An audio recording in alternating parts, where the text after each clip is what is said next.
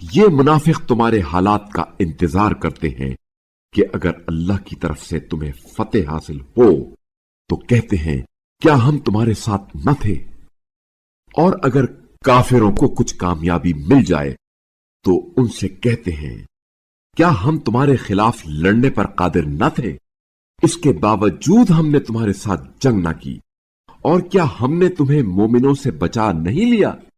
بس اللہ قیامت کے دن تمہارے درمیان فیصلہ کرے گا، اور اللہ ہرگز کافروں کو مومنوں پر غالب نہیں آنے دے گا۔ یہ منافقین اپنے زوم میں اللہ کو دھوکہ دیتے ہیں، حالانکہ در حقیقت اللہ انہیں دھوکہ دے رہا ہے، اور جب یہ نماز کے لیے اٹھتے ہیں تو سستی کے ساتھ لوگوں کو دکھانے کے لیے اٹھتے ہیں اور اللہ کو کم ہی یاد کرتے ہیں۔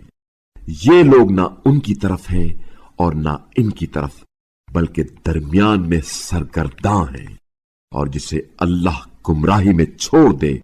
اس کے لیے تم کوئی راہ نہیں پا سکتے۔ اے ایمان والو، تم مومنین کو چھوڑ کر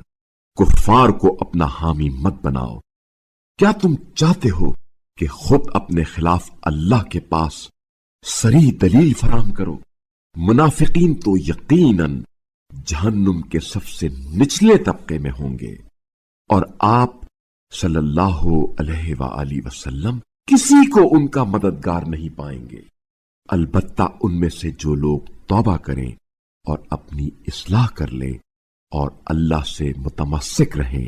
اور اپنے دین کو اللہ کے لیے خالص کریں تو ایسے لوگ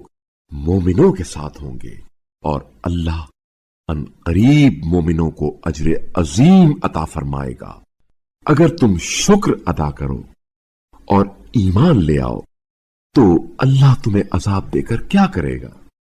اور اللہ بڑا قدردان، بڑا جاننے والا ہے۔ اللہ اس بات کو پسند نہیں کرتا کہ کوئی کسی کی برملا برائی کرے مگر یہ کہ مظلوم واقع ہوا ہو،